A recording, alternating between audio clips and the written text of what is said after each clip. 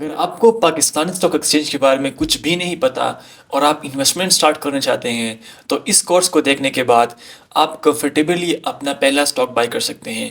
इस वीडियो में आपको पीएसएक्स के तमाम बेसिक समझाऊंगा, किस तरह शेयर की बाइंग सेलिंग होती है, कंपनीज क्या है, आईपीओ क्या है, जो भी फाउंडेशन है वो आपको सारा समझाऊंगा। और इस वीडियो के लास्ट में आपको पहला स्टॉक बाय करके भी दिखाऊंगा। इसमें account opening, stock by selling और पीएसएक्स किस तरह काम करता है, ये सब कुछ मैं आपको समझाऊंगा। इससे अगले कोर्स में हम टेक्निकल एनालिसिस समझेंगे और उससे अगले कोर्स में हम फंडामेंटल एनालिसिस समझेंगे। तो मेक श्योर कि आप हमारे चैनल को सब्सक्राइब करें और इस वीडियो को लाइक करें और हम कोर्स स्टार्ट करते हैं। तो इस कोर्स में हम देखेंगे कि स्टॉक मार्केट क्या है और स्टॉक मार्केट किस तरह काम करती है, पीएसएक्स क्या है, पीएसएक्स में बाइक सेल किस तरह होती है, आईपीओ क्या है, कंपनीज किस तरह लिस्ट होती हैं और क्यों लिस्ट होती हैं, और पीएसएक्स से हम कितने तरीक़ों से पैसा कमा सकते हैं, और सीडीसी, एनसीसीपीएल और सेटलमेंट किस तरह होती है। तो इन सारी चीज़ों की हम बात करेंगे और लास्ट में हम डिस्कस करेंगे कि पीएसएक्स में हम अकाउंट किस तरह खोल सकते हैं, और मैं आपको जो ट्रेडिंग सॉफ्टवेयर है वो भी खोल के दिखाऊंगा कि हम किस तरह ऑर्डर प्लेस कर सकते हैं, किस तरह शेयर बाई और सेल कर सकते हैं। तो ये वीडियो थोड़ा सा ड्राई होने वाला है क्योंकि ज़्यादातर हम या फिर स्लाइड को देख रहे होंगे या फिर वाइट बोर्ड में मैं कुछ बना के आपको समझा रहा हूँगा। तो आपने पेन पेंसिल अपने पास अपने साथ लेना है और चीज़ों को अपने पास नोट डाउन करना है, क्योंकि मैं आपको एक गारंटी देना चाह रहा हूँ कि अगर आपने ये वीडियो अच्छे से देख लिया तो आपको फिर कहीं से भी स्टॉक मार्केट को समझने की ज़रूरत नहीं पड़ेगी। आपकी जो बेसिक्स होंगी, फाउंडेशन यहाँ से क्लियर हो जाएंगी। और इससे अगले हम 2 वीडियो और बनाएंगे। एक वीडियो में हम बात करेंगे टेक्निकल एनालिसिस के ऊपर, और उसके बाद एक और वीडियो हम बनाएंगे उसमें हम बात करेंगे फंडामेंटल एनालिसिस के ऊपर। उसके बाद आपको स्टॉक मार्केट के अलावा क्रिप्टो फॉरेक्स में भी आपको इतनी ग्रिप हो जाएगी कि आप कहीं भी इजीली ट्रेड कर सकते हैं। आप कहीं से कहीं भी प्रॉफिटेबली आप ट्रेड कर सकेंगे। तो चलिए वीडियो को स्टार्ट करते हैं। सबसे पहले हम ये जानने की कोशिश करेंगे कि स्टॉक मार्केट क्या है। ठीक है, ये चीज़ सबसे पहले समझने की ज़रूरत है। ज़्यादातर लोग स्टॉक मार्केट ट्रेड कर रहे होते हैं लेकिन उनको पता ही नहीं कि स्टॉक मार्केट किस तरह काम करते हैं, क्या है। तो ये चीज़ आपको समझने की बहुत ज़रूरत है, क्योंकि ये चीज़ अगर आप समझेंगे तो आगे आपको फर्दर चीज़ें समझना आपके लिए आसान हो जाएंगी। तो सबसे पहले स्टॉक मार्केट को समझाने के लिए मैंने यहाँ एनालॉजी ली है सब्ज़ी मंडी की। ठीक है, आपने सब्ज़ी मंडी देखा होगा कि सब्ज़ी मंडी में किस तरह काम होता है। सब्ज़ी मंडी में काम इस तरह होता है। एक एक तरफ होते हैं बाई, जिनके पास माल होता है जो बाई करना चाह रहे होते हैं, और एक तरफ बायर्स होते हैं। लेट से ये हैं बायर्स। ठीक हो गया, यहाँ पे हम लिख भी देते हैं ताकि हमें चीज़ें आसान हो। बायर्स और यहाँ पे जाती हैं सेलर्स। अब सेलर के पास होता है माल जो बेच रहे होते हैं। ये सब्ज़ी भी हो सकती है, ये फ्रूट भी हो सकता है, ये कुछ भी हो सकता है। आप किसी भी मंडी एग्जाम्पल लिख सकते हैं, गलम मंडी हो या सब्ज़ी मंडी हो, फ्रूट मंडी हो, जो भी मंडी हो, क्योंकि स्टॉक मार्केट भी मंडी है तो ये उसके साथ हम आसानी से रिलेट कर सकते हैं। अब सेलर क्या करता है, सेलर के पास होते हैं माल। लेट से ये कोई फ्रूट्स हैं तो ये बेचना चाह रहा है। ठीक है, तो ये से लेट से ये है माल, कुछ पड़े हैं इसके पास। अब क्या होगा कि सेलर आएगा मंडी में और जो ये प्राइस कोड जिस प्राइस पे बेचना चाह रहा होगा वो यहाँ पे कोड करेगा। लेट से इसने कहा कि मैं ये 1 किलो या 1 मन जो भी फ्रूट है इसको बेचना चाह रहा हूँ मैं, लेट से 1000 रुपये का एग्जांपल लेते हैं। अब अगर कोई बायर्स में से 1000 के ऊपर इसको ख़रीदना चाह रहा होगा तो वो उसको ऑफ़र करेगा। अच्छा, अब यहाँ पे 2-3 सीन्स होंगे। एक सिनेरियो ये होगा कि ये चीज़ जो है काफ़ी ट्रेंडिंग में है, या इसकी डिमांड बहुत कम है, या इसकी डिमांड अच्छी खासी है लेकिन इसको लोग समझ रहे हैं कि आगे जाके ये महंगा होने वाला है। जिस तरह के ईद के दिनों में टमाटर महंगा होता है, तो या रमज़ान के दिनों में ये तरबूज वगैरह महंगा हो रहा है, तो ये समझ रहे होते हैं कि यार इसकी डिमांड आगे बढ़ने वाली है। तो लेट से अगर सेलर इसको 1000 रुपये का सेल करना चाह रहा होता है लेकिन बायर आपस में इसके लिए बिडिंग करते हैं। लेट से एक कहता है कि यार नहीं 1000 नहीं 1200, दूसरा कहते हैं कि 1400, तीसरा कहते हैं 1500। तो इस तरह लेट से डिसाइड करते हैं कि 1500 का इसने 1 मन लेट से बेच दिया। अब क्या होगा, अब ये होगा कि मार्केट में ना इसका रेट फिक्स हो जाएगा 1500 रुपये। अगली बोली तक। अब इससे अगली बोली में अगर इसने इस चीज़ को 1500 से ऊपर का बेच दिया तो तो नया रेट सेट होगा 1600 रुपये 1700 रुपये। अगर इसने इसको सस्ते में बेच दिया लेट से किसी को पता चला कि यार नहीं ये चीज़ें ख़राब हैं या फिर ये कि फ्यूचर में इसकी डिमांड कम होने वाली है तो इसको कोई नहीं ख़रीदेगा, तो सेलर इसको सस्ते में बेचने की कोशिश करेंगे। लेट से इसने कोट तो किया था 1000 रुपये लेकिन ये बिका 800 रुपये में, तो क्या हुआ कि इसकी रेट हो गई क्या 800 रुपये। तो जिस तरह ये चीज़ें बिकती हैं मंडी में आपको आइडिया हो चुका होगा, सिमिलर इसी तरीके पे बिक रही होती हैं स्टॉक मार्केट में स्टॉक्स शेयर्स बिक रही होती हैं। सेलर साइड पे सेलर होते हैं, बायर साइड पे बायर होते हैं, और सेलर के पास कंपनीज के स्टॉक या शेयर्स होते हैं। लेट से पीएसओ के शेयर्स हैं या मीज़ान बैंक के शेयर हैं, यूबीएल के शेयर्स हैं, ठीक है, होंडा अटलस के शेयर हैं, साजगार के शेयर हैं, मुख्तलिफ़ कंपनीज़ के शेयर होते हैं। तो सेलर्स उसको बेचने की कोशिश कर रहे होते हैं और बायर्स ख़रीदने की, लेकिन जिस रेट पे सेलर बेचना चाह रहा है क्या बायर भी उस रेट पे उसको ख़रीद सकता है या ख़रीद रहा है। तो जिस रेट पे ये बेचेगा और जिस रेट पे बायर रेट से बाय करेगा तो वो एक रेट सेट हो जाएगी उस स्टॉक की। अच्छा, उसके बाद अगर कोई और बायर और सेलर उसको महंगे में या सस्ते में ख़रीदेंगे या बेचेंगे तो ये नया रेट सेट होगा। इसी तरीके पे काम करती हैं जिस तरीके पे ये काम कर रहा है ये काम करता है सब्ज़ी मंडी, इसी तरह सिमिलर इसी तरीके पे काम करती हैं स्टॉक मार्केट। लेकिन ये चीज़ें ऑनलाइन काम करती हैं सॉफ्टवेयर के थ्रू, और जो सब्ज़ी मंडी है वो इन पर्सन कई मंडी में काम कर रहा होता है। इसीलिए हम स्टॉक मार्केट को मंडी भी कहते हैं। आपने अक्सर न्यूज़ वगैरह में सुना होगा कि आज मंडी में मंदी का रुझान रहा, ये चीज़ें आप सुन चुके होंगे। तो इसी वजह से कहते हैं कि ये भी मंडी ही है। अच्छा, ये चीज़ें तो आपने समझ ली, सीख ली कि स्टॉक मार्केट क्या है और ये किस तरह काम करता है। ठीक है, अब ये समझने की कोशिश करेंगे कि हम स्टॉक क्या है या शेयर क्या है स्पेसिफिकली। ठीक है, शेयर के अगर हम उस वर्ड के मीनिंग को देखने की कोशिश करें, शेयर इंग्लिश में कहते हैं हिस्से को। सिमिलर इसी वर्ड का मतलब इधर भी यही है कि इसका मतलब है एक हिस्सा। लेट से मेरे पास कंपनी है, लेट से मेरी ABC कंपनी है, ठीक है। लेट से इधर ड्रॉ करते हैं, मेरी कंपनी है ABC लिमिटेड, ठीक है, ABC लिमिटेड। अब इसमें मेरे पास हैं लेट से हम 4 पार्टनर्स हैं, तो 25 एक का हुआ, 25 एक का हुआ, मतलब 25% के हम शेयर होल्डर हैं इस कंपनी में, ठीक हो गया। तो अगर ये हिस्सा एक का हुआ, ठीक है, ये हिस्सा दूसरे का हुआ, और इस तरह ये 4 हिस्सों में हमने इसको डिवाइड कर दिया। तो इसके कितने हुए हिस्से हुए? 4 हिस्से। अब इसके हैं 4 शेयर्स, ठीक है, और एक शेयर्स कितने परसेंटेज को रिप्रेजेंट करता है? 25% को। इसी तरह अगर हम इसको 4 हिस्सों की बजाय अगर हम इसको 1 करोड़ छोटे छोटे हिस्सों में डिवाइड करें तो क्या होगा? इसके 1 करोड़ शेयर्स होंगे, और एक शेयर लेट से 0.001% को रिप्रेजेंट करता है।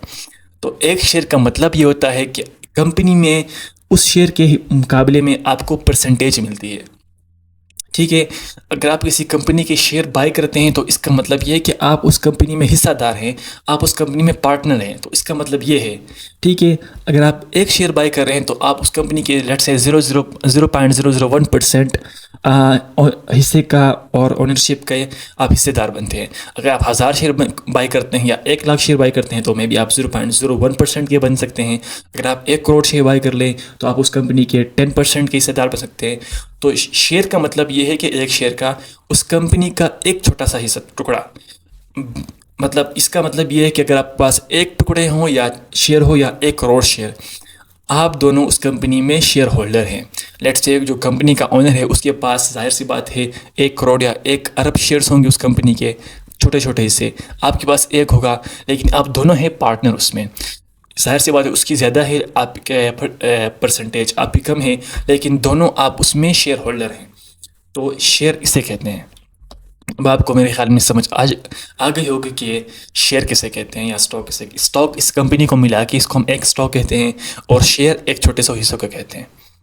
आई होप मुझे ये चीज़ें आपको समझ आ रही हैं।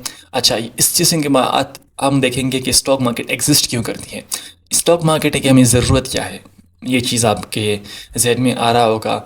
तो स्टॉक मार्केट क्यों हमें चाहिए और स्टॉक मार्केट में कंपनीज क्यों लिस्ट होती हैं ये हम आगे देखेंगे। लेकिन स्टॉक मार्केट की ज़रूरत हमें इसलिए है क्योंकि जो बड़ी कंपनीज हैं ना, उनको अपने आप को एक्सपेंड करने के लिए या कोई नई ऑपरेशन स्टार्ट करने के लिए या कोई ना कोई आगे बिजनेस को एक्सपेंड करने के लिए चाहिए होते हैं फंड्स। ठीक है, अब फंड्स उसके पास दो ऑप्शंस हैं, या तो कोई बड़े इन्वेस्टर से वो ये फ़ंड उठा ले, ठीक है, या किसी छोटे छोटे मतलब इन्वेस्टर से एक जगह मिला के उनसे फ़ंड इकट्ठा कर ले। एग्जांपल देते हैं, लेट से एक बैंक है, लेट से मीज़ान का एग्जांपल लेते हैं।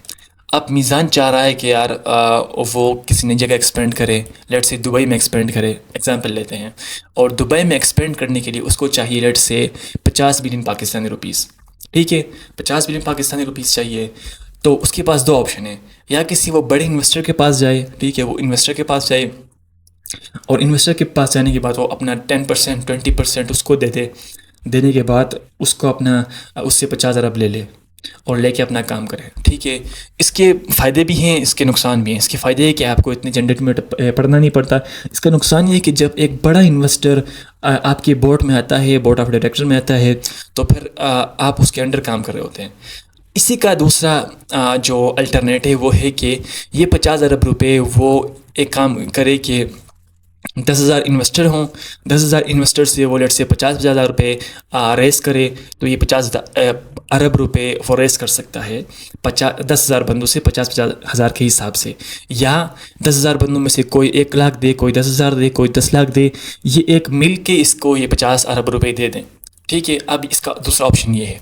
तो अब ये 10,000 बंदे फाइंड करना, उनको मैनेज करना, ये चीज़ें काफ़ी हेक्टिक चीज़ें हैं। तो ये क्या करती हैं, ये बीच में इनको ये सब सपोर्ट प्रोवाइड करता है स्टॉक एक्सचेंज। स्टॉक एक्सचेंज के पास इन्वेस्टर होते हैं, जहाँ लोग आके डिफरेंट कंपनीज़ के शेयर्स बाई और सेल कर रहे होते हैं।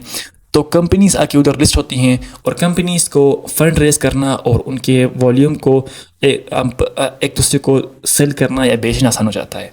अब लेट से उन 10,000 बंदों ने वो शेयर्स बाय कर लिया। अब कल को अगर वो बेचना चाहें तो उनसे ख़रीदेगा कौन? तो ये चीज़ें उसके लिए जो प्लेटफॉर्म प्रोवाइड करता है वो स्टॉक मार्केट। तो स्टॉक मार्केट का बेसिकली रोल ये होता है। आई होप कि चीज़ें आपको समझ आ गई होंगी। अब नेक्स्ट चलते हैं। आपको स्टॉक मार्केट का पता चल गया होगा कि स्टॉक मार्केट क्यों एग्जिस्ट करती है, किस तरह काम करती हैं और एक शेयर्स और स्टॉक क्या होते हैं। अब इसका नेक्स्ट टॉपिक है कि हम पाकिस्तान स्टॉक एक्सचेंज के बारे में समझें। ठीक है, स्टॉक मार्केट एक्सचेंजेस या मार्केट जितनी दुनिया में जहाँ पर भी हैं, चाहे वो इंडिया में है बॉम्बे स्टॉक एक्सचेंज, अगर न्यूयॉर्क में है, यूएस में है न्यूयॉर्क स्टॉक एक्सचेंज, जितने भी स्टॉक एक्सचेंज हैं वो सारे इसी तरह काम करती हैं। सबके काम करने का तरीका ऑलमोस्ट सेम है। ठीक है, शायद सेटलमेंट में, इन चीज़ों में, रूल्स में थोड़ा ऊपर नीचे हो, लेकिन काम इस तरह करती हैं, इसी मंडी के एग्जाम्पल के ऊपर काम करती हैं जहाँ की भी स्टॉक मार्केट हो। तो आई होप आपको ये चीज़ें समझ आ रही होंगी। अब बात करते हैं पाकिस्तान स्टॉक एक्सचेंज के हवाले से। तो दुनिया की सबसे पुरानी स्टॉक मार्केट है वो है न्यूयॉर्क। आई थिंक वो काफ़ी पहले 1800s में बना था। और जो पाकिस्तान स्टॉक एक्सचेंज है ये बना है 1947 और 1947 में स्टार्ट हुआ है। अब स्टार्टिंग में इसका नाम था कराची स्टॉक एक्सचेंज। ये 1947 बना था और इसमें स्टार्टिंग में तकरीबन 4 से 5 कंपनीज थी। ये वहाँ से स्टार्ट हुआ था। अब आगे आते आते तकरीबन 70s में लाहौर स्टॉक एक्सचेंज बना। उसके बाद आगे आके तकरीबन 90s में इस्लामाबाद स्टॉक एक्सचेंज बना। और 2016 में इन तीनों को मिला के पाकिस्तान स्टॉक एक्सचेंज का नाम दिया गया और ये तीनों अब एक ही हैं। ठीक है, अगर आप इस्लामाबाद में जाएंगे तो आपको ब्लू एरिया एक एरिया है, वहाँ पे आपको ISC बिल्डिंग भी मिलेगा। इस्लामाबाद स्टॉक एक्सचेंज का बिल्डिंग भी वहाँ आपको नज़र आएगा और वहाँ पे एक्चुअल ब्रोकर्स बैठे हैं और वहाँ पे ये चीज़ें आपको नज़र आएंगी। ठीक है, जो करंट स्टॉक एक्सचेंज है PSX, इसका जो हेडक्वार्टर है वो कराची में है, लेकिन वहाँ जाने की और इन पर्सन ट्रेडिंग नहीं होती। सब कुछ ऑनलाइन रहता है और आप कहीं से भी इसको एक्सेस कर सकते हैं, कहीं से भी अकाउंट बना के आप इसमें ट्रेडिंग कर सकते हैं। ठीक है, अब उसमें ट्रेडिंग किस टाइमिंग में होती है? तो ट्रेडिंग मंडे टू फ्राइडे होती है और सुबह मंडे टू थर्सडे होता है कि सुबह 9:30 ट्रेडिंग स्टार्ट हो जाती है। मार्केट प्री ओपन 9:15 हो जाती है और 9:31 पे ट्रेडिंग स्टार्ट हो जाती है और 3:30 बजे ख़त्म हो जाती है। और उसके बाद फिर ऑफ मार्केट ट्रांजैक्शन भी होती हैं आई थिंक उसके बाद भी। और जो फ्राइडे वाले दिन है उसमें 9 बजे स्टार्ट हो जाती है मार्केट, उसके बाद 12 बजे बंद हो जाती है, और फिर 2 बजे से लेकर फिर 4:30 तक मार्केट खुली रहती है, इसमें ट्रेडिंग होती है। तो ये मार्केट का जो जो मार्केट की टाइमिंग है। अब मार्केट को कंट्रोल कौन करता है, इसको रेगुलेट कौन करता है, तो इसका रेगुलेटर है SECP, securities and exchange commission of Pakistan, इसको रेगुलेट करता है। और PSX आगे कंपनीज को रेगुलेट करती है, तो ये इसका रेगुलेटर है। अब CDC NCPL ये चीज़ें मैं आपको आगे जाके समझाऊंगा क्या क्या है और किस तरह काम करती है। अब हमने स्टॉक मार्केट समझा और उसके बाद PSX को समझा। अब हम आगे जाते हैं कि स्टॉक स्टॉक मार्केट में प्लेयर कौन कौन से हैं, कौन कौन से इसमें इंटिटीज़ होती हैं। इसमें दो बॉडीज़ होती हैं, एक होती हैं पार्टिसिपेंट्स। पार्टिसिपेंट का मतलब ये है कि जो स्टॉक मार्केट में जाके शेयर्स की ट्रेडिंग करते हैं, ट्रेडिंग का मतलब है बाइंग सेलिंग करते हैं। तो एक पार्टिसिपेंट होते हैं और दूसरे होते हैं इसके रेगुलेटर्स, जो मतलब सारे काम कर रहे होते हैं साथ साथ। इन पार्टिसिपेंट में मुख्तलिफ़ टाइप की कंपनीज आ जाती हैं, एंटिटीज आ जाती हैं। उसमें सबसे पहला है रिटेल इन्वेस्टर्स। रिटेल इन्वेस्टर का मतलब है कि मैं और आप, जिस हमारी परसेंटेज मार्केट में रिटेल इन्वेस्टर्स की तकरीबन कम है एज़ कम्पेयर टू दूसरे इन्वेस्टर्स। लाइक इसमें इंस्टीट्यूशनल इन्वेस्टर आ जाते हैं, जिसमें हम बैंक्स को देखते हैं, फंड्स को देखते हैं। फंड्स मतलब म्यूचुअल फंड्स, और इसमें इंश्योरेंस भी आ जाती है। तो उसके बाद ब्रोकर्स भी आ जाते हैं, और इसके बाद हमारे फॉरेन इन्वेस्टर भी आ जाते हैं। तो काफ़ी टाइप के मार्केट में पार्टिसिपेंट्स हैं। अच्छा, ये जितने भी पार्टिसिपेंट हैं ना मार्केट में, बाइंग सेलिंग यही करते हैं आपस में। या बैंक बेच रहा होगा, या मैं बेच रहा हूँ आप ख़रीद रहे होंगे, या बैंक बेच रहा होगा फंड खरीद रहे होंगे, ये हम आपस में ही ट्रेडिंग करते हैं। अच्छा, मार्केट को रेगुलेट कौन करता है? मार्केट को रेगुलेट एक तो PSX करता है, मार्केट प्लेस को रेगुलेट कंपनीज़ को मेक श्योर करता है कंपनीज इसके रूल्स के ऊपर फॉलो करें। इसके बाद जो SECP है, मैंने पिछली स्लाइड में बताया, SECP इन सब को कंट्रोल करता है, मार्केट को, PSX को कंट्रोल भी करता है। जितने भी रूल्स रेगुलेटर हैं सब कुछ ये SECP करता है। इसके बाद CDC और NCCPL, ये दो बॉडीज़ आ जाती हैं। इनका मैं आपको समझाता हूँ कि ये क्या चीज़ें हैं और किस तरह काम करती हैं। जो CDC है ना, CDC आप यूँ समझे जिस तरह आप पैसों को ले जाके अपने बैंक में रखते हैं, इसी तरह शेयर्स को रखने के लिए ना होता है CDC, जहाँ पे जब भी आप शेयर बाई करेंगे तो जाके आपके CDC अकाउंट में सेव हो जाएंगे। ठीक है, ये आपका पर्सनल अकाउंट होता है, और आपके ID कार्ड पे नंबर बनता है, एक ही बनता है, और इसमें आपके सारे शेयर्स यहाँ से जाके आप यूँ समझे कि यहाँ रहती हैं। और इसके बाद आता है NCCPL। NCCPL का काम यह है कि इसकी एब्रिवेशन ये है कि national cleaning company of Pakistan. इसका काम समझाने के लिए मैं आपको एक और चीज़ समझाता हूँ यहाँ पे। लेट्स से ये आप है, ठीक है, जो भी पार्टिसिपेंट है, लेट्स से यू,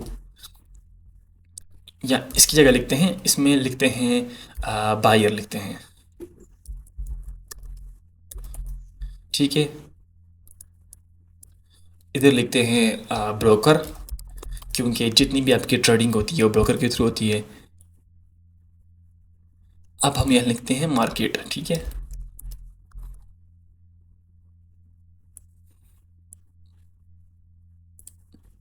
अब ये है जो दूसरी साइड का ब्रोकर, और ये है सेलर, ठीक है।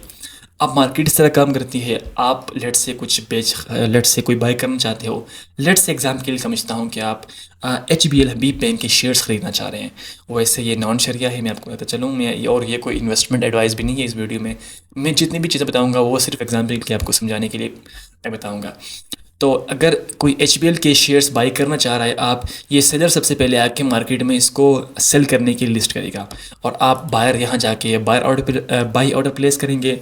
तो जब आप दोनों की ऑर्डर मैच हो जाएगी, ऑर्डर मैच का मतलब ये है कि लेट से ये बेचना चाह रहा है 1000 शेयर्स HBL के, लेट से 200 रुपये के हिसाब से। अब आप ख़रीदना चाह रहे हैं 1000 या उससे कम होने चाहिए। लेट से आप ख़रीदना चाह रहे हैं 900 शेयर्स HBL के, इस 200 रुपये के हिसाब से। आप दोनों का ऑर्डर मैच हो जाएगा, और मार्केट यहाँ से लेके इसको दे देगी, ठीक है। लेकिन आपकी ट्रेडिंग डायरेक्टली मार्केट आपको नहीं समझता। आपकी ट्रेडिंग होती है आपके ब्रोकर के थ्रू। ब्रोकर आपको देता है प्लेटफॉर्म, सॉफ्टवेयर या ऐप कुछ देता है। आप उसका यूज़ करके जब ऑर्डर प्लेस करते हो तो आपके ब्रोकर के नाम से जाता है वहाँ से, और ब्रोकर के अकाउंट में आ जाते हैं सबसे पहले, ठीक है, मार्केट इसको और इस ब्रोकर से और पैसे लेके इसको देने होते हैं। ठीक है, अब होता क्या है कि जो पैसे हैं ना, अब जाहिर सी बात है मार्केट में बेचने खरीदने के लिए पैसे चाहिए होते हैं। तो जो पैसे हैं वो ब्रोकर के यहाँ पे बैंक होता है सामने, तो बैंक में पैसे होते हैं। ठीक है, जब लेट से आप सुबह कुछ ख़रीदते हैं तो उसी टाइम पे आपके अकाउंट में नहीं आते, आपको लेट से पता चल जाता है कि मेरे अकाउंट में है, लेकिन अभी तक वो आपको डिलीवर नहीं होते। तो आप इस ब्रोकर के पैसे भी इसके बैंक में पड़े हैं, इसके इसके इसके बैंक में पड़े हैं। अब क्या करना है, करना ये है कि अब इसको पैसे देने हैं ब्रोकर ने, और ब्रोकर के पास बैंक है, और किस किस तरह देने हैं पैसे, इससे लेने हैं, इसके पैसे ऑलरेडी इसके अकाउंट में पड़े होंगे, तो यहाँ से लेके पैसे यहाँ तक देने हैं, और यहाँ से फिर इसको मिल जाएगा। ठीक है, अब ये काम करता है NCCPL, इसको कहते हैं क्लियरिंग कंपनी। ठीक है, ये NCCPL काम करता है, और ये क्लियरिंग का काम है सारा, ये NCCPL के हिस्से में आता है, सारा काम ये करता है। प्लस जो भी टैक्सेस कलेक्ट करने होते हैं, लेट से कैपिटल गेन टैक्स, वो भी NCCPL ही कलेक्ट कर रहा होता है। ठीक है, लेट से अगर आप प्रॉफिट में कोई शेयर बेचते हैं तो आपको, अगर आप फाइलर हैं तो 15% टैक्स पे करना पड़ता है। तो ये टैक्स काट के फिर पैसे इसके अकाउंट में भेज देता है, या इसमें तकरीबन ये कैपिटल गेन टैक्स करता ही 2 महीने बाद है, मेरे ख्याल में महीने 1.5 महीने बाद करता है। ये टैक्स कैलिशन और पैसे इससे लेके इसको देना, ये क्लियरिंग का काम है सिंपल, ये NCCPL करता है। और जब 2 दिन बाद ये क्लियरिंग होगी और अकाउंट आपके इसके CDC में जाके शेयर्स, सॉरी इसने बेचे, इसके CDC में चले जाएंगे, CDC अकाउंट, बैंक अकाउंट कह सकते हैं, उधर चले जाएंगे। तो ये है NCCPL का काम। आई होप आपको चीज़ें समझ आ रही हैं, और आगे चलते हैं। अब हमने समझ लिया कि स्टॉक मार्केट क्या है, PSX क्या है, किस तरह काम करती हैं, और स्टॉक मार्केट में प्लेयर कौन कौन से हैं। अब हम समझते हैं कि जो कंपनीज़ हैं वो आखिर जाके स्टॉक मार्केट में आती क्यों, इसमें लिस्ट क्यों होती हैं। ठीक है, इसके पीछे 2 रीज़न्स हैं। एक रीज़न तो ये है कि कंपनीज़, मैंने आपको स्टार्ट में बताया कि कंपनीज़ फ़ंड अरेंज करना चाहती हैं अपने प्रोसेस को, या अपने जो बिज़नेस को एक्सपेंड करने के लिए उनको फ़ंड चाहिए होता है। तो वो उसके लिए भी कंपनीज़ क्या करती हैं, कंपनीज़ फ़ंड रेज़ करती हैं। दूसरी चीज़, कंपनी, अगर आप स्टॉक मार्केट में लिस्ट होते हैं ना, तो ये बहुत ही हेक्टिक प्रोसेस है। आप कंपनी पहले इवोल्यूशन के थ्रू गवर्नमेंट से इधर उधर से सारा अप्रूवल लेके, आपकी सारी चीज़ें चेक करके फिर आप लिस्ट होते हैं, और लिस्ट होने के बाद भी एम आपको छोड़ दिया नहीं जाता। अगर आप कंपनी में थोड़ी भी ऊपर नीचे होती है तो आप कहीं स्टॉक मार्केट को इन्फॉर्म करना होता है कि कंपनी में ये हुआ, कंपनी में ये बड़ा ऑर्डर आया, इतने बेचें, इतने ख़रीदे, सब कुछ। और हर 3 महीने बाद आपने स्टॉक मार्केट को नोटिफाई करना होता है कि हमने कितने का बिज़नेस किया, कितना प्रॉफिट कमाया, कितना हमने लॉस किया, जितना भी कुछ होगा वो आपने हर 3 महीने बाद स्टॉक मार्केट में लाना है अपने रिजल्ट्स। ठीक है, तो कंपनीज अपनी क्रेडिबिलिटी को भी इंक्रीज़ करने के लिए स्टॉक मार्केट में लिस्ट होती हैं, लेकिन जो मेन रीज़न है वो ये एक्सपेंशन के लिए, फंड रेजिंग के लिए भी होता है। और तीसरी चीज़ जो है ना, वो कमी होती है, वो होती है जो इनिशियल इन्वेस्टर हैं कंपनीज़ के। लेट्स से आजकल के बड़े बड़े स्टार्टअप्स हैं, लेट्स से US में जाएं तो उबर है, टेस्ला है, वगैरह वगैरह, जितने बड़े स्टार्टअप्स हैं। तो इसमें जो इन्वेस्टर, बड़े इन्वेस्टर स्टार्टिंग में इन्वेस्ट कर रहे होते हैं ना, लेट्स से उसने $1 बिलियन लगाया है। अब स्टार्टिंग में तो उसने 1 बिलियन लगाया था, लेकिन जब स्टार्टअप ग्रो करती है तो उसकी जो उसके पैसे हैं, वो उसकी जो इक्विटी है वो बढ़ती है। लेट्स से उसने लगाए थे 1 बिलियन, अब स्टार्टअप बहुत बड़ी बन गई है तो उसकी 1 बिलियन बन गए 10 बिलियन, 20 बिलियन। तो अब वो 20 बिलियन बेचे किसको, अब उसको तो ये सिर्फ मतलब पेपर मनी है। अब पेपर में मनी, उसके एक्चुअल कैश नहीं है। तो जो कंपनी स्टार्टअप की फाउंडर हैं उसको ये लोग कहते हैं कि आप जाके स्टॉक मार्केट में लिस्ट हो जाए, और ये जो हमारी इक्विटी है, हमारे जो शेयर्स हैं, ये हम उधर बेचना चाहते हैं, क्योंकि उधर आके बेचना आसान हो जाता है, उधर बायर्स होते हैं, पब्लिक होती है। तो इसके लिए भी कंपनीज अक्सर IPO करती हैं। और हमारे सामने एग्जांपल भी है। आप अगर आप इंडिया में देखें तो जो जो बड़ी स्टार्टअप है इंडिया के, जोमेटो वगैरह, जो फूड कंपनी है उधर की, उनके इन्वेस्टर्स ने उनको मतलब मजबूर करके उनसे कहा कि आप IPO करें, और वहाँ से इन्वेस्टर ने अपना एग्जिट लिया। ठीक है, इस तरह इसलिए भी होती हैं, तो ये चीज़ें होती हैं। अब IPO किस तरह होता है? IPO होता है बेसिकली इस तरह है कि एक कंपनी होती है, लेट्स से ABC लिमिटेड, हम किसी का एग्जांपल देते हैं, सॉरी। अब ये कंपनी है, ये चाह रही है कि मैं IPO करूं, तो पहले डिसाइड करेगी कि आप कितना परसेंट हम डायलूट करना चाह रहे हैं, तो पर शेयर्स डिसाइड करेगी। और सब कुछ करने के बाद ये पता नहीं किस तरह प्रोसेस होते हैं, मैंने आईपीओ होते देखा नहीं है, मतलब किस तरह होते हैं। ये जाके आके कहेंगे बैंक को, स्टॉक को, और इनको कहेंगे कि यार ब्रोकर को कहेंगे कि हम आईपीओ करना चाह रहे हैं। तो आईपीओ की इनिशियली सब्सक्रिप्शन होती है, मतलब आप शुरू में जो ख़रीदा होता है ना, वो डायरेक्टली स्टॉक मार्केट में लिस्ट नहीं होता, पहले बेचता है, उसके बाद फिर जाके स्टॉक मार्केट में लिस्ट होता है। तो ये तो आजकल भी एक आईपीओ चल रहा है मेरे ख्याल में, कोई रेट का एक आईपीओ चल रहा है, मुझे भी ईमेल आई थी मीज़ान की तरफ से, शायद जिसका मीज़ान में ईमेल है या दूसरे बैंकों में जो पार्टिसिपेंट बैंक्स हैं उनको भी ईमेल आया होगी। तो ये शेयर्स लेट से ये 10 करोड़ या 50 करोड़ या 1 अरब शेयर्स ला के कहता है कि ये मैं बेचना चाह रहा हूँ। तो सबसे पहले इसकी सब्सक्रिप्शन होगी, ये बैंक्स के थ्रू, स्टॉक के थ्रू, ब्रोकर के थ्रू आपको मिलेंगे क्या ये आईपीओ हो रहा है, ये कंपनी है, अगर आप इसमें पार्टिसिपेट करना चाहते हैं तो इतने इतने दिनों में अपना बिड वगैरह इसमें आप जमा कर लें तो आपको मिल जाएंगी। अब इसमें हम लेट से मीज़ान के थ्रू मैं जाता हूँ एटीएम या मोबाइल ऐप के थ्रू, कहता हूँ कि यार मुझे इस कंपनी जो नया आ रहा है इसके इतने शेयर्स इस रेट पे चाहिए, वो रेट भी दिया होता है उसने पहले ही कि इस रेट पे हम बेचना चाह रहे हैं। तो अगर हम उसमें अपनी सब्सक्रिप्शन ले तो जिस दिन ये पब्लिक होगा उस दिन हमें शेयर्स मिल जाएंगी, और फिर आगे जाके हम स्टॉक मार्केट में उनको ट्रेड कर सकते हैं। तो इस तरह आईपीओ होता है।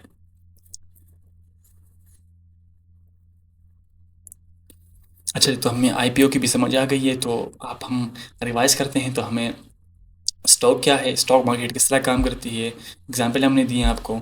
उसके बाद पे के रिलेटेड बात की, और मार्केट के प्लेयर्स कौन से हैं, कौन कौन कौन मार्केट में पार्टिसिपेट करता है, ये चीज़ें हमने देख ली हैं। अब यूँ समझेंगे हमारा बेसिक्स तकरीबन ऑलमोस्ट क्लियर होने वाला है। थोड़ी और चीज़ें वो देख लेते हैं। अच्छा, इसमें बाइंग सेलिंग किस तरह होती है मार्केट में, अब वो देखते हैं। ठीक है, बाइंग या सेलिंग करने के लिए सबसे पहले तो आपके पास अकाउंट होना ज़रूरी है। इसको हम ब्रोकर के पास खोलते हैं, जिसको हम कहते हैं सीडीसी सब अकाउंट।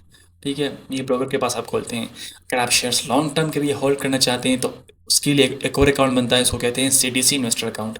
अब उसके लिए हमें सीडीसी के ऑफिस जाना पड़ता है, वहाँ से हम उसको खोल सकते हैं। लेकिन उसके लिए भी हम क्या करेंगे, ब्रोकर के थ्रू शेयर बाई करेंगे, उसके बाद उसमें ट्रांसफ़र करेंगे। ठीक है, उसके लिए भी ब्रोकर का होना ज़रूरी है।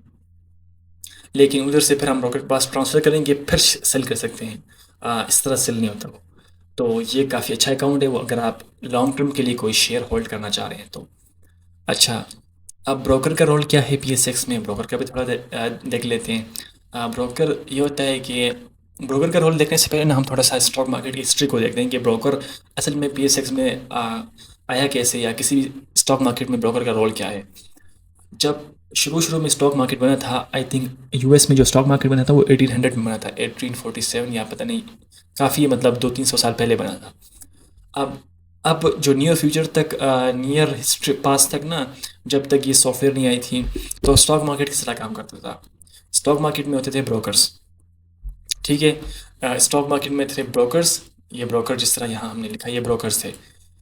अब क्या होता था कि हम जाके जो इन्वेस्टर है, जो उसके वो ब्रोकर के पास अपना अकाउंट खोलता था, और जब भी जो इन्वेस्टर उसको कुछ बाई या सेल करना होता था, वो ब्रोकर को कॉल करता था कि यार मेरे लिए आप ये शेयर्स, ये कंपनी, इस कंपनी के शेयर्स आप इस रेट के हिसाब से इतने शेयर्स आप मेरे लिए बाय कर लें। ठीक है, या आज मार्केट खुलती थी तब उसको कॉल करता था, या एक दिन पहले कॉल करता। तो ये ब्रोकर अपने पास वो लिख लेते थे, और जाके मार्केट जो फ्लोर है, मार्केट फ्लोर, जब मार्केट ओपन होती थी वहाँ जाके वो सारे ब्रोकर्स में जाते थे, जितने ब्रोकर्स हैं, लेट से 100 ब्रोकर्स से आ जाते हैं।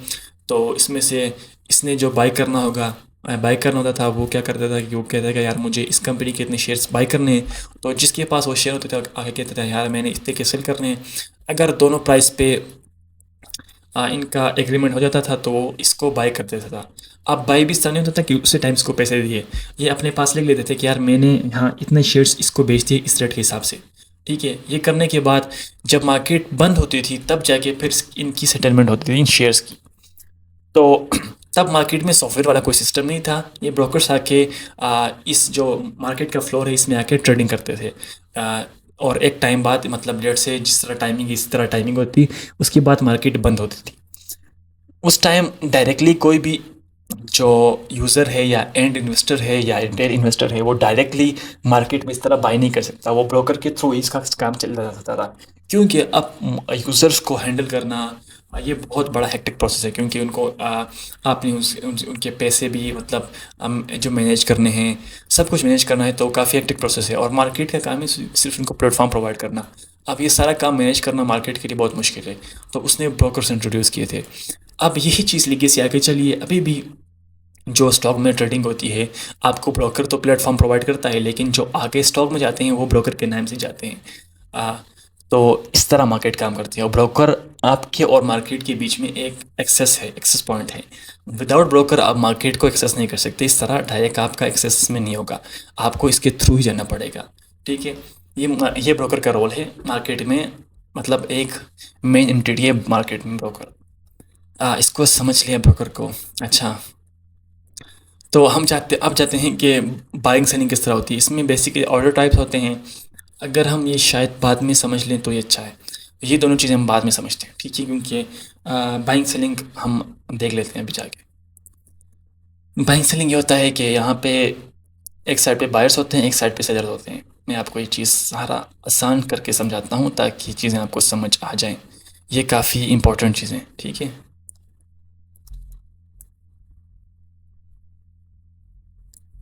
अच्छा, मार्केट इस तरह काम करती है। यहाँ पे ना इस साइड पे हैं, लेट से यहाँ पे हैं बायर्स, और इस साइड पे हैं सेलर्स। बीच में मार्केट है हमारी, ठीक है। काम किस तरह करती है, लेट से यहाँ पे ट्रेडिंग हो रही है मीज़ान बैंक के शेयर की, MEBL, मीज़ान बैंक का स्क्रिप है, MEBL। अब ये किस तरह ट्रेडिंग होती है, मैं यहाँ पे जो नंबर बता रहा हूँ एग्जैक्ट नहीं है, मैं एग्जांपल के लिए आसान नंबर चूज़ कर रहा हूँ। लेट्स से मीज़ान बैंक के एक शेयर की प्राइस है 300 रुपये, जो लास्ट ट्रेड हुई है उसके हिसाब से। अब यहाँ पे बायर्स बैठे हैं जो बाई करना चाह रहे हैं, लेट्स से बायर्स हैं यहाँ पे, और इस साइड पे बैठे हैं सेलर्स। और जो मीज़ान बैंक के लास्ट ट्रेड हुई थी, मतलब प्राइस लेट्स से कहते हैं कि 300 रुपये है। अब इस साइड पे बायर बैठा है, कह रहा है कि यार मुझे चाहिए 1000 shares at the rate of 305 रुपये, मतलब 305 रुपये पे अगर कोई मैं 1000 शेयर्स ख़रीदना चाह रहा हूँ। एक और है, वो कह रहा है कि मैंने 10,000 शेयर बाई करने हैं 310 के हिसाब से। सॉरी, ये कह रहा है कि 295 के हिसाब से मैं ख़रीदना चाह रहा हूँ, ठीक है। अब एक और है, कह रहा है कि मुझे चाहिए 5,000 शेयर्स, और मुझे चाहिए 290 के हिसाब से। अगर 290 पे कुछ सेल होगा तो मुझे इसको ख़रीद लूँगा। एक और कह रहा है कि मुझे चाहिए 2000 शेयर्स, चाहिए मुझे 285 के हिसाब से। एग्जाम्पल समझ लेते हैं, ठीक है। ये वो सेलर बायर्स, और इस तरह बैठे हैं सेलर्स। वो कह रहे हैं कि लेट से एक सेलर कह रहा है कि मैं अपने मीज़ान के शेयर्स 10,000 शेयर्स सेल करना चाह रहा हूँ, और मैं चाह रहा हूँ कि 310 पे सेल हो जाए। अच्छा, एक और कह रहा है कि मेरे पास 5,000 शेयर्स हैं और मैं बेचना चाह रहा हूँ 315 के रेट पे। एक और कह रहा है कि मेरे पास 2,000 शेयर्स हैं और मैं बेचना चाह रहा हूँ 320 के हिसाब से। एक और कह रहा है कि मेरे पास 5,000 शेयर्स हैं, मैं बेचना चाह रहा हूँ 330 के हिसाब से। अच्छा, ये इस तरह के बायर्स और सेलर मार्केट में बैठे हैं, ठीक है। अब इनमें ट्रेडिंग कब होगा और प्राइस किस तरह डिसाइड होगी, वो मैं आपको बताता हूँ। अब ये ऑलरेडी मार्केट में बैठे हैं, तो एक लेट्स से मार्केट में कोई नई अच्छी न्यूज़ आ गई, या एक बंदा है, लेट्स से एक सियाना बंदा है कि कहता है कि यार मुझे लग रहा है कि जो मार्केट आजकल मीज़ान बैंक का प्राइस है ना, लेट्स से 320 रुपये, अगर मैं इस पे बाई कर लेता हूँ तो ये अच्छा प्राइस है और फ्यूचर में मीज़ान बैंक के शेयर्स ऊपर जाने के चांसेस हैं।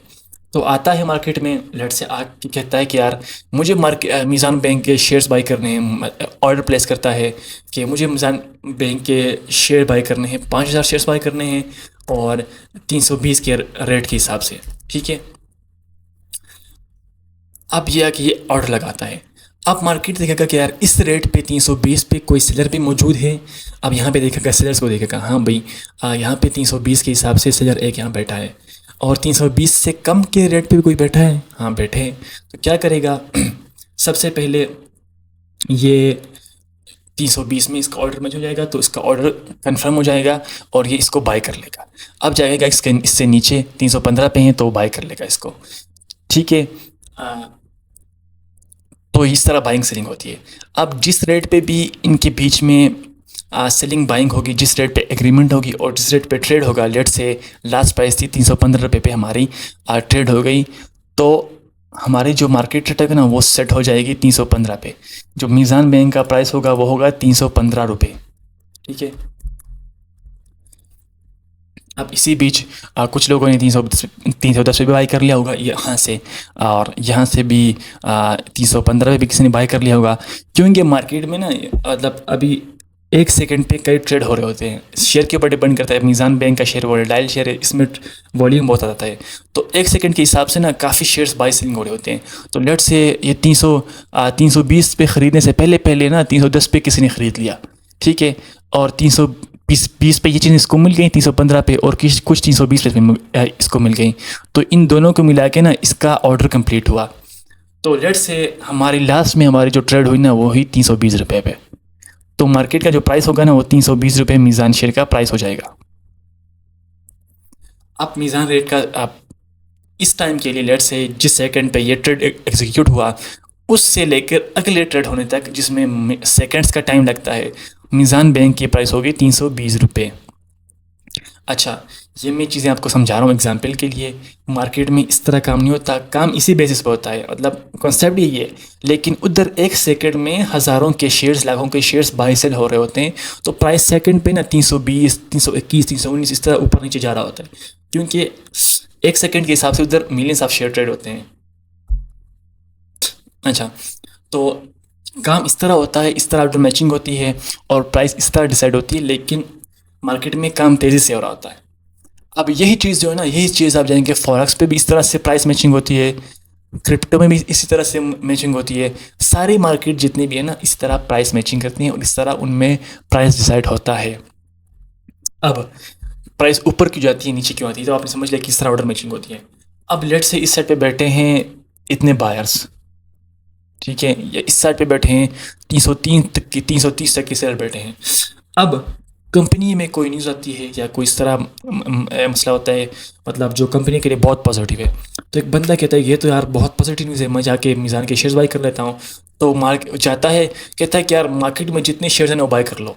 जो वो मार्केट ऑर्डर लगाता है तो जितने भी अवेलेबल शेयर्स होंगे ना वो बाय कर लेगा, ऑटोमेटिकली स्टॉक मार्केट को दे देगा। अगर मार्केट ऑर्डर लगाता है तो वो तो लेट्स से वो 20,000 के मार्केट ऑर्डर लगाता है और यहाँ पे 330 तक के ऑर्डर इधर शेयर्स पड़े हैं, तो अगर ये 30,000 के अंदर आती हैं तो 30,000 यहाँ से बाय करके उसको दे देगा और रेट चले जाएगा 330 पे। अब और बाय और चला जाएगा, कहते हैं कि यार मेरे पास है 5,000 शेयर और मैं भी बेचना चाह रहा हूँ 340 का, तो 340 वाला भी यहाँ पे इसको बेच देगा क्योंकि वो सारा बाई कर रहा है, बाइंग हो रही है, तो रेट चला जाएगा 340 पे। एक और आएगा कहता है कि यार मुझे 350 पे सेल करना है 50,000 शेयर्स, तो 350 वाला भी कोई बाय कर लेगा, इस तरह रेट ऊपर जाती है। सिमिलरली नीचे किस तरह आती है, रेट से जिस तरह पिछले दिनों पाकिस्तान इंडिया के हालात ख़राब हुए थे, तो रेट से एक तरफ पे सेलर्स हैं, एक तरफ पे बायर है। अब मुझे पता है कि यार मेरे पास जो मीज़ान के शेयर्स हैं अभी उसकी प्राइस है 350 रुपये लेट से, और मेरे पास पड़े हैं 50,000 शेयर्स।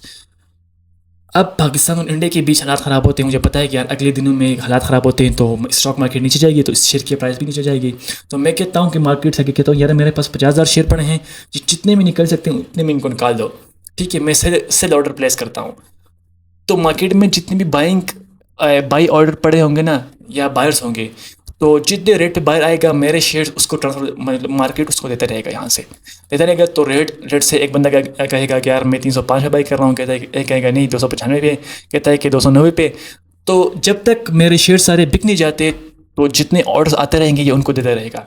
इस तरह जब एक बंदा पैनिक में आके सेल करता है रेट से बहुत सारे शेयर्स, तो प्राइस नीचे जाती है, तो और सारे बंदे आके पैनिक में सेल कर रहे होते हैं। इस तरह प्राइस वो मतलब जितने भी ख़रीदार मिल रहा होता है उसको बेच रहे होते हैं और इस तरह प्राइस नीचे जाती है। जिस तरह आजकल ये कुछ लेट से एग्जांपल दे रहा हूँ, कोई किसी को हर्ट करने के लिए नहीं, ये जस्ट एग्जांपल है। अफ़गानी जा रहे हैं, अफ़गानी लोग जा रहे हैं तो क्या कर रहे हैं, तो जितने भी उनके कारोबार हैं, बिजनेस हैं, जो भी है ना वो बेच रहे हैं। अब लेट्स से मार्केट में प्राइस एक घर की है 2 करोड़ रुपये, लेकिन चूँकि वो जा रहा है उसको वापस आने का चांस नहीं है, वो कह रहा है कि यार मेरा ये घर है, आप 1.5 करोड़ का ख़रीद लो, ठीक है, बेच रहा है पेनिंग में आके। तो जो बायर है ना, वो आके 1.5 करोड़ का ख़रीद रहा है, और अगर 6, 7, 10, 15 घर उसी रेट पे बिक जाए, तो मार्केट का नया रेट वही सेट हो जाएगा, कह रहे हैं कि यार यही घर 1.5 करोड़ का मिल रहा है तो इसके रेट ही हैं। और इस बीच जो कोई आगे घर बेच रहा होगा ना, तो उससे भी लोग इतना ही में ख़रीदेंगे। अगर मार्केट में घर बिक रहे हों 1.5 करोड़ के, और कोई आगे कहे कि यार मुझसे मैं 2.5 करोड़ में वही घर बेच रहा हूँ, उसे कोई ख़रीदेगा नहीं। मार्केट की रेट सेट हो चुकी है। इस तरह यहाँ पे मार्केट पे रेट सेट होते हैं।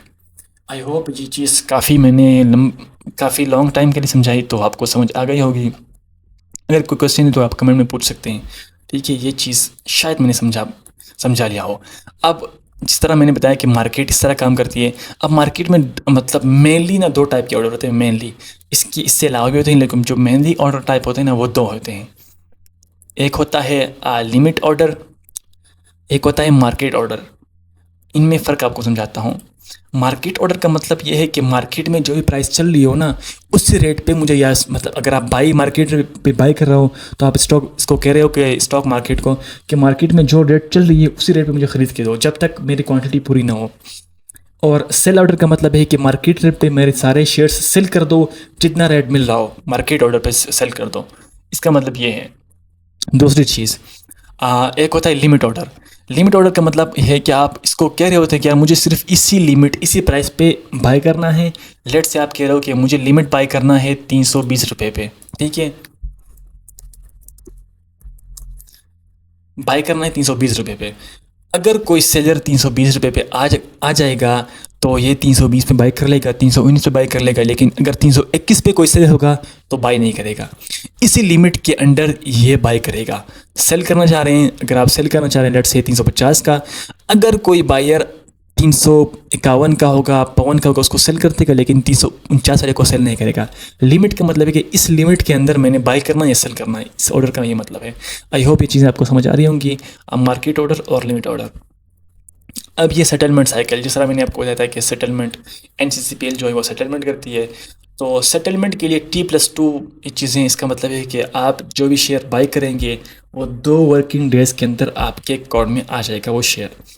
इसका मतलब ये है कि अभी आप जाके स्टॉक मार्केट में मैं भी बाई करता हूँ, आप भी बाई करते हैं, तो 2 दिनों बाद वो जाके वो शेयर आपके CDC अकाउंट में आ जाती है।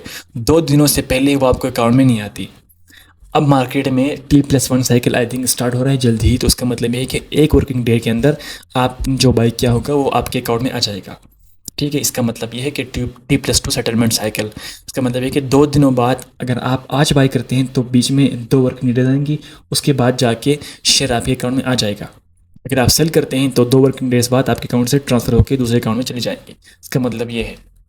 आई होप ये चीज़ें आपको समझ आ रही होंगी। हमने सारा बेसिक समझ लिया कि स्टॉक मार्केट क्या है, किस तरह काम करता है, PSX क्या है, उसमें किस तरह के पार्टिसिपेंट होते हैं, IPO क्या है, ब्रोकर क्या होता है, किस तरह बाइंग सेलिंग होती है। आई थिंक ये चीज़ें आपको समझ आ रही होंगी। स्टॉक मार्केट की बेसिक्स आपको क्लियर हो रही हैं। अब इसी से मिलता जुलता जो बाइंग सेलिंग है ना, इससे मिलता जुलता मैंने चीज़ें आपको समझा दी हैं। प्राइसेस ऊपर नीचे क्यों जाती हैं, ये आई थिंक मैंने आपको यहाँ पे समझा दिया है। ठीक है, ये प्राइसेस यहाँ पर लिखी हैं।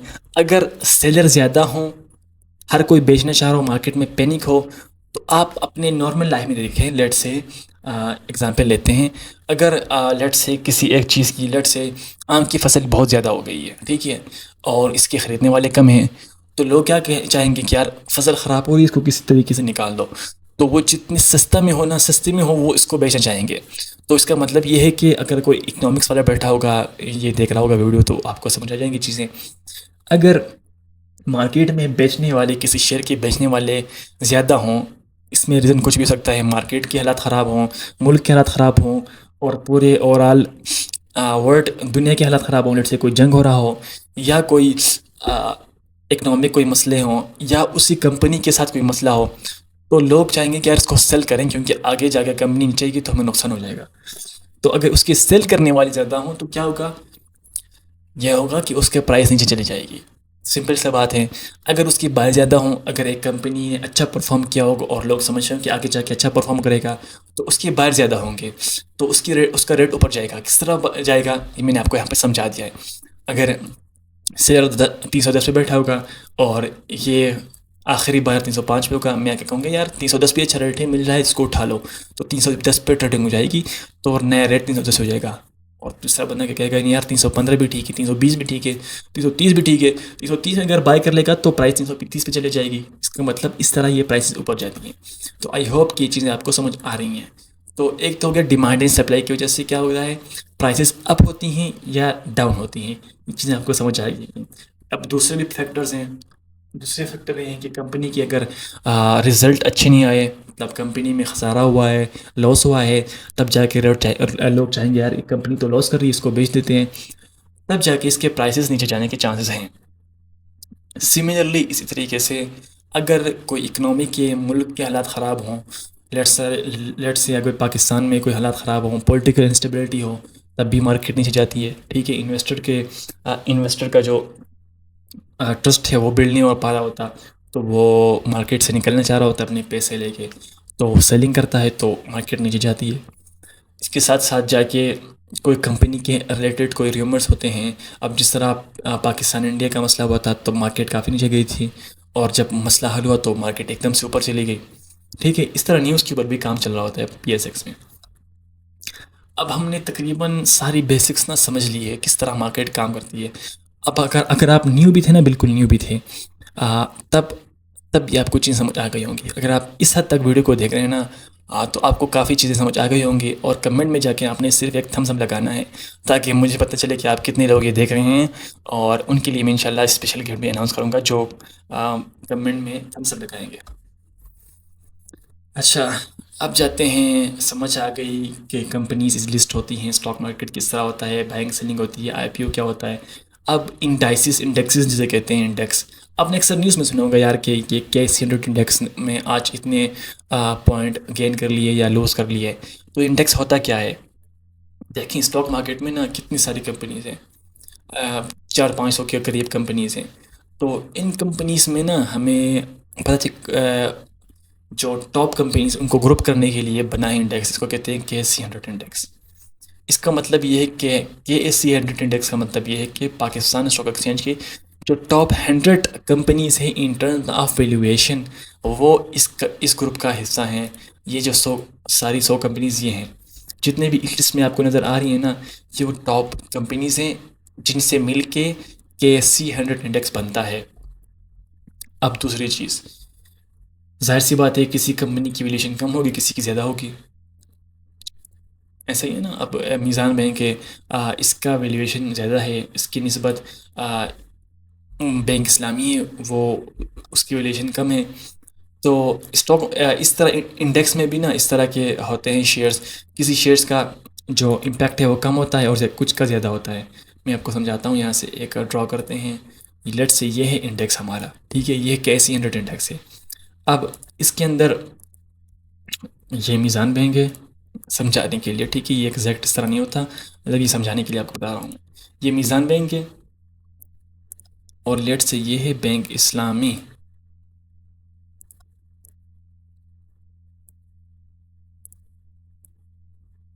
ठीक है, मीज़ान बैंक का इसमें इम्पैक्ट इतना ज़्यादा है क्योंकि इसकी वैल्यूशन ज़्यादा है, इसका इतना छोटा है।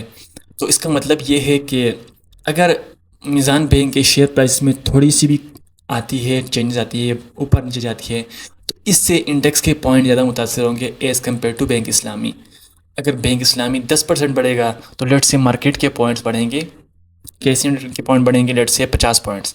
अगर ये बढ़ता है 10% हो जाता है तो मार्केट के पॉइंट बढ़ेंगे 500। ठीक है, इस तरह जो टॉप 100 कंपनीज का ये ग्रुप है ना, इसको कहते हैं हम KC100 इंडेक्स, और इनका मिला के एक पॉइंट टेबल बना है या पॉइंट्स बने हैं, स्कोर बना है। उसके ऊपर हम देखते हैं कि मार्केट के हालात क्या हैं। अगर ये KC100 इंडेक्स ऊपर जाता है, पॉइंट्स बढ़ते हैं, तो इसका मतलब है कि टॉप 100 कंपनीज़ के शेयर्स बढ़े हैं। अब इसमें ज़रूरी नहीं है कि सारे के शेयर बढ़े, अक्सरियत के शेयर बड़े होंगे। ठीक है, अगर बड़े नहीं होंगे तो कुछ के बड़े होंगे और ज़्यादा के कम नहीं होंगे। ठीक है, या अगर ये नीचे जाती है, इसका मतलब यही कि टॉप 100 कंपनीज़ के शेयर प्राइसेस नीचे गए हैं। इसका मतलब ये होता है KC100 इंडेक्स मतलब डिफ़ाइन करता है कि टॉप 100 कंपनीज़ को, और इसकी जो टॉप कंपनीज़ होती हैं ना, टॉप 10 कंपनीज़, वो काफ़ी स्टेबल कंपनीज़ होती हैं, और उनमें इन्वेस्टमेंट से मतलब लॉस के चांसेस बहुत कम होते हैं।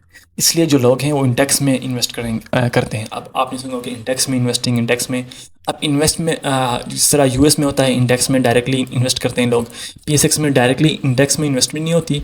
लेकिन आप क्या करते हैं कि इंडेक्स के टॉप 20 या टॉप 10 शेयर्स बाई कर लेते हैं, तो वो अपने पास रखते हैं, तो आप एक तरह से इंडेक्स में इन्वेस्ट करे होते हैं। इसी इसी तरह यहाँ पे आते थे ईटीएफ या इंडेक्स फंड होते हैं, मतलब फंड इस तरह।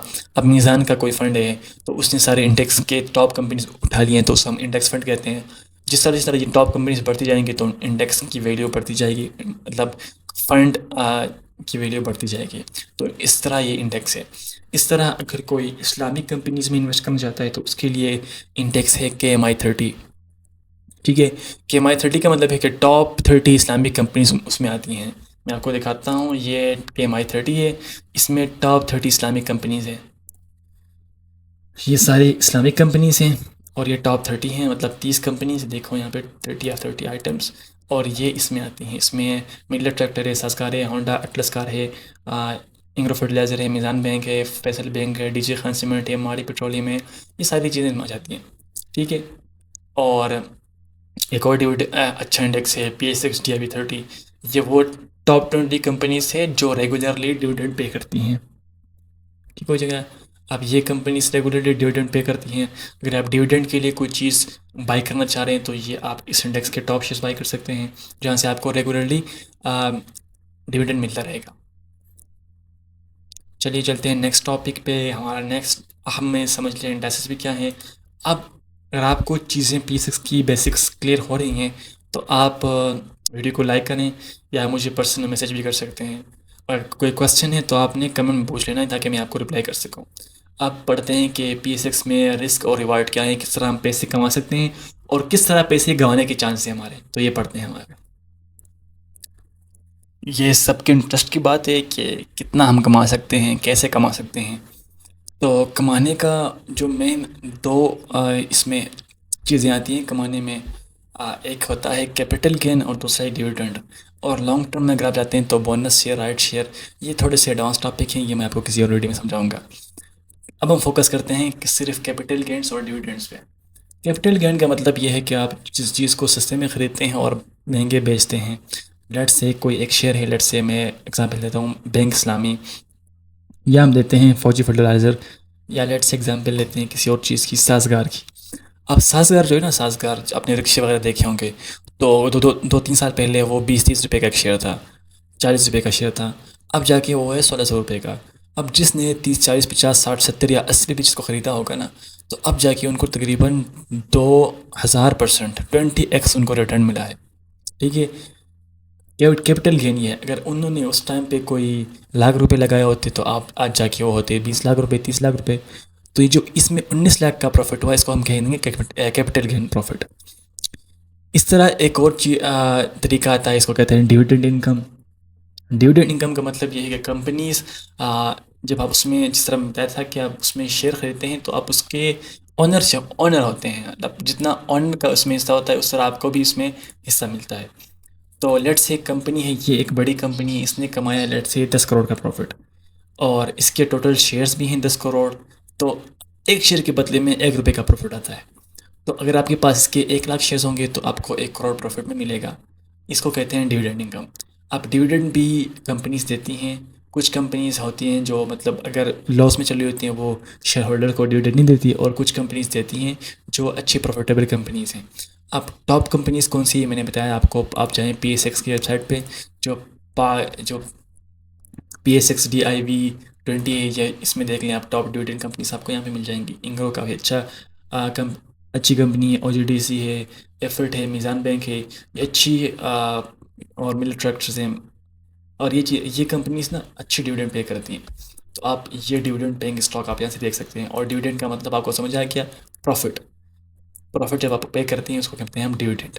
अच्छा, कंपनीज वैसे मतलब आपको शेयर होल्ड करने के लिए कोई इनाम नहीं देती। ये जब कंपनी प्रॉफिट कमाती है तो इसमें शेयर होल्डर्स को पैसे देते हैं। वो जितने, अब कंपनी का ओनर है उसके पास 30% है, उसको 30% के हिसाब से प्रॉफिट मिलेगा। अगर आपके पास 1% है, आपको 1% के साथ मिलेगा। अगर किसी और के पास 0.001% है तो इस हिसाब से उनमें डिवाइड होंगे प्रॉफिट। ठीक है, इसको कहते हैं हम डिविडेंड इनकम। अब रिस्क क्या है? रिस्क ये कि मार्केट, अगर अब लेट से आपने ये चीज़ एक बाय कर लिया आज 20 रुपए के हिसाब से, कल को उसके रेट गिर के 10 रुपए पे जाएगा, तो आपका आधा प्रॉफिट, मतलब आपकी आधा कैपिटल लॉस में चला गया। ठीक है। अब कंपनीज आगे जाके कोई मैनेजमेंट डीलिस्ट भी होती है, कोई कंपनीज दो नंबरी में पकड़ी जाती हैं, या कंपनी के फाइनेंशियल कंपनी अच्छा ग्रो नहीं खाती है, कंपनी नीचे जाती है, तो कंपनी दिवालिया हो जाती है। जिस तरह हमने रिसेंट पास्ट ईयर में, आई थिंक शेल ऑयल्स पता नहीं कुछ था, वो भी बैंकरप्ट हुआ था। तो इस तरह होते हैं। और जो तीसरा मसला है, ये चीज़ें आपको कोई नहीं बताएंगे, ये है लिक्विडिटी का मसला। लिक्विडिटी का मतलब ये है कि उस कंपनी में, सिंपल लफ्ज़ों में समझाऊँ तो, कितने शेयर्स बाय सेल होते हैं। अगर एक कंपनी है, उसमें उसके शेयर ज़्यादा डेली बेसिस पर बाइंग सेलिंग होती है, उसका मतलब है कि उसकी लिक्विडिटी अच्छी है। इसका मतलब ये है कि आप अगर कोई उस कंपनी के शेयर्स ख़रीदना या बेचना चाहोगे तो इजीली आप बाय सेल कर सकोगे। एग्जांपल देता हूँ यहाँ के आपको। ये सारी कंपनीज में P6 में जो लिस्टेड कंपनीज है, अब देखें, ये सिनर्जी है ना, ये कंपनी है, इसके इतने शेयर्स बाई और सेल हुए हैं। मतलब जाहिर सी बात है कि इसने बाई किया होगा तो सेल किसने किया होगा आगे। ठीक है। इसका आधा कर लें, उसने इतने सेल होंगे, इतने बाई हुए होंगे। ठीक है। तो इसका मतलब ये है कि अगर मेरे पास 1000 शेयर भी हों, अगर 10,000 शेयर भी हों, तो उसको बेचना आसान है और बाई करना भी आसान है। इसके मुकाबले में मैं आपको एक और से, अब ये कंपनी है, लेट्स से KCL कंपनी है। ठीक है। एग्जांपल लेते हैं। अब इसके सिर्फ 4 शेयर्स बाई और सेल हुए हैं। ठीक है। अगर आपके पास इसके 10,000 शेयर होते, अगर आप इसको सेल करने जाते, तो मार्केट में इसके कोई बायर बैठे ही नहीं है। ठीक है। बैठे नहीं है तो आप उसको सेल किस तरह करेंगे? तो आपके लिए एक पोटेंशियल मसला है। तो आप कोशिश करें उस कंपनीज में इन्वेस्ट करें जिनमें वॉल्यूम अच्छा हो, कम से कम 1 लाख से ऊपर हो। अब देखें, इसमें सारों के 1 मिलियन से 10 लाख से 20 लाख से ऊपर हैं। तो उस कंपनी में इन्वेस्ट करें जिसमें डेली कम से कम 1 लाख हो। 1 लाख भी कम है, लेकिन कम से कम 1 लाख हो, चलो गुजर चल जाता है। अच्छे तो ये है कि 1 मिलियन से ऊपर हो। अच्छा, हाँ। अब एक कंपनी है ना, उसकी प्राइस बहुत ज़्यादा है। जिस तरह मैं आपको नेस्ले का दिखाता हूँ, नेस्ले।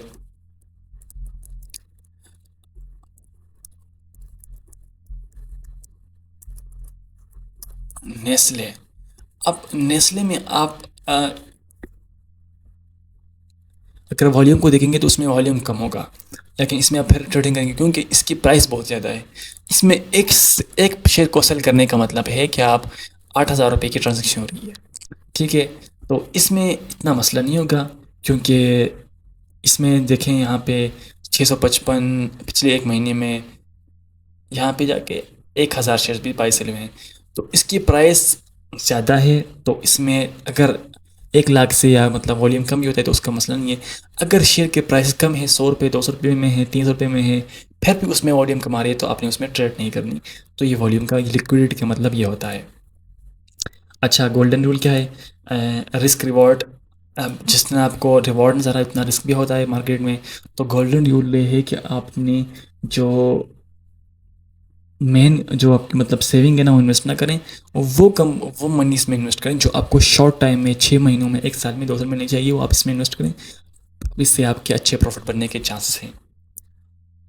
हमने तकरीबन सारा बेसिक्स कवर कर लिया है। अब जाके थोड़े से और आगे चीज़ें देखते हैं कि अब हमने मार्केट को सारा समझ लिया है। अब हम मार्केट को डेली कहाँ से देख सकते हैं? मार्केट ऊपर गई, नीचे गई, क्या हुआ क्या नहीं हुआ?